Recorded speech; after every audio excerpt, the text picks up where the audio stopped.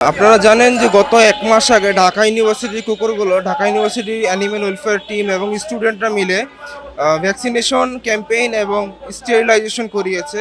যার অর্থ হচ্ছে ঢাকা ইউনিভার্সিটির এই কুকুরগুলোর কামড় দিলে কোনো ক্ষতি হবে না, ওদের জলাতঙ্ক টিকা দেওয়া এবং ওদেরকে অপারেশন বন্ধ করা, যাতে হচ্ছে ওদের থেকে সংখ্যা না বাড়ে। তো ঠিক সে ১ মাস পরেই ঢাকা দক্ষিণ সিটি কর্পোরেশন ঢাকা ইউনিভার্সিটির এই কিছু কুকুরগুলোকে তুলে নিয়ে আরেক জায়গায় ফেলে দিয়ে আসে। কথা হচ্ছে যে এত বছর ঢাকা দক্ষিণ সিটি কর্পোরেশনের কোনো উদ্যোগ দেখা যায়নি, এত বছর তারা বন্ধ্যাত্বকরণ জলাতঙ্কের টিকার কোনো কার্যক্রম করেনি। আজকে কেন হঠাৎ করে তারা এসে আমাদের জলাতঙ্ক টিকা দেওয়া বন্ধ্যাত্বকরণ করানো কুকুরগুলো নিয়ে তারা ফেলে দিয়ে এসেছে। ঢাকা দক্ষিণ সিটি কর্পোরেশনের লোকজন, যে সরকারি সচিব আছে, যে সচিব, যে কর্মকর্তা যারা আছেন, তারা নগর ভবনের ১২ তলায় বসে এত বছর ধরে ফ্যানের বাতাস খেয়েছেন। তাদের কোনো গত ১০ বছরে বন্ধ্যাত্বকরণের এবং কুকুর নিয়ন্ত্রণের কোনো উদ্যোগ দেখা যায়নি। কিন্তু যখনই আমরা আমাদের ঢাকা ইউনিভার্সিটির কুকুরগুলো বন্ধ্যাত্বকরণ একটি আমাদের শ্রম, অর্থ, আমাদের সময়গুলো ব্যয় করে কুকুরগুলোর জন্য আমরা কাজ করছি, আমাদের এই পুরো কাজটাকে নষ্ট করার জন্য ঢাকা দক্ষিণ সিটি কর্পোরেশন এই কুকুরগুলোকে অপসারণ করিয়েছে।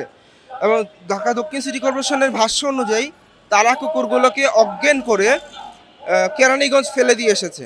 আমরা সেই কেরানীগঞ্জ গিয়ে সেই লোকেশনে গিয়ে কুকুরগুলো খুঁজেছি, আমরা কুকুরগুলোকে পাইনি। তাহলে কুকুরগুলো গেল কোথায়? তারা কি আদৌ কুকুরগুলোকে সেই লোকেশনে ফেলেছে বা নাকি মেরে ফেলেছে, তার কোনো নিশ্চয়তা কি আছে? তারা কার তত্ত্বাবধানে সেই কুকুরগুলোকে কেরানীগঞ্জ একটি নির্জন জায়গায় ফেলে দিয়ে এসেছে? আপনাদের এই সমস্ত কাজের জন্য অন্যরা যে কুকুরের মাংস হোটেলে বিক্রি করার কাজ করবে না, এর নিশ্চয়তা কি? এবং আপনারা যেই কুকুরগুলোকে নিয়ে অপসারণ করেছেন, সবগুলো কুকুর ছিল বন্ধুসুলভ, মিশুক। এবং টিচার্স কোয়ার্টারে যে কালো কুকুরটাকে ধরা হয়েছে, সেই কুকুরটা ছিল প্রত্যেকটা মানুষের সাথে মিশুক, তার কোনো কামড় দেয় না, কখনো কোনো মানুষকে সে কামড় দেয় না। এবং সেই কুকুরটা ছিল বন্ধা করা এবং জলাতঙ্কের টিকা দেওয়া। এবং ঢাকা দক্ষিণ সিটি কর্পোরেশন ঢাকা ইউনিভার্সিটি থেকে যে সমস্ত কুকুর তুলে নিয়ে গেছে, তার ম্যাক্সিমাম কুকুরই ছিল আপনার বন্ধুসুলভ, মিশুক, মানুষকে দেখে ভয় পায় না। তো সেই ঘুমন্ত কুকুরগুলোকে এবং বন্ধুসুলভ কুকুরগুলোকে, যারা মানুষকে বিশ্বাস করে, সেই কুকুরগুলোকে মূলত তারা টার্গেট করে করে ঘুমের ইঞ্জেকশন পুশ করে তুলে নিয়ে গিয়েছে।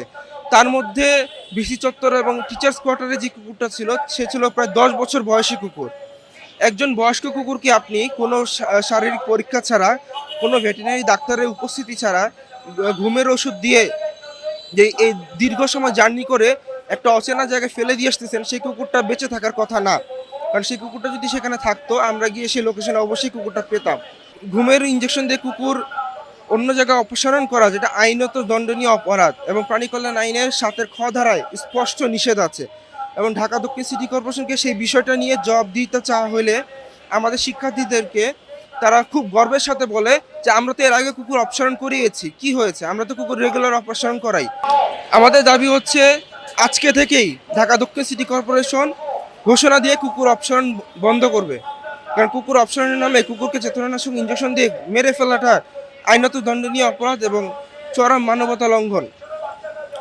ঢাকা দক্ষিণ সিটি কর্পোরেশন কুকুর বন্ধ্যাত্বকরণ এবং টিকাদান কার্যক্রম আজকে থেকেই ঘোষণা দিয়ে শুরু করুক এবং অমানবিকভাবে অপসারণ আজকেই বন্ধ করুক। কারণ ঢাকাবাসীকে কুকুরে কামড় খাওয়ায় তারপর একদিন হঠাৎ করে ভোরবেলা এসে কুকুর অপসারণ করে, এটা কোনো বিজ্ঞানসম্মত পদ্ধতি না। আপনারা জানেন ঢাকা উত্তর সিটি কর্পোরেশন ৩টি সংগঠনের সাথে এমইউ সাইন করেছে গত মাসে, শুধুমাত্র পথকুকুর বন্ধ্যাত্বকরণ, টিকাদান এবং নিয়ন্ত্রণের জন্য। কিন্তু ঢাকা দক্ষিণ সিটি কর্পোরেশন কেন এই কাজটি করতেছে না? তারা কেন শুধুমাত্র কুকুর অপসারণের পথেই এগিয়ে যাচ্ছে? তারা চাইলেও ঢাকা উত্তর সিটি কর্পোরেশনের মতো কুকুর বন্ধ্যাত্বকরণ এবং টিকাদান কার্যক্রম চালু করতে পারে। এবং আমাদের এটাই দাবি যে মানুষের শ্রম এবং জনগণের অর্থটাকে যথাযথভাবে আপনারা কাজে লাগান। কুকুর অপসারণ করে কোনো বিজ্ঞানসম্মত সলিউশন আসে না। আসলে ওই খালি জায়গাটায় কয়েক মাস পর নতুন কুকুর এসে জায়গা পূরণ করে এবং ওই নতুন কুকুরগুলো বাচ্চা জন্ম দেয়। যেহেতু ওপেন স্পেস, কুকুরগুলোর বেঁচে থাকার পার্সেন্টেজ বেড়ে যায় এবং পর্যাপ্ত খাদ্যর কারণে সেই কুকুরগুলো হচ্ছে দ্রুত আর ব্রিডিং করে। কিন্তু বন্ধ্যাত্বকরণকৃত কুকুর যে কদিন বেঁচে থাকে, ওই কদিনই তারা বেঁচে থাকে, তাদের থেকে আর সংখ্যা বাড়ে না।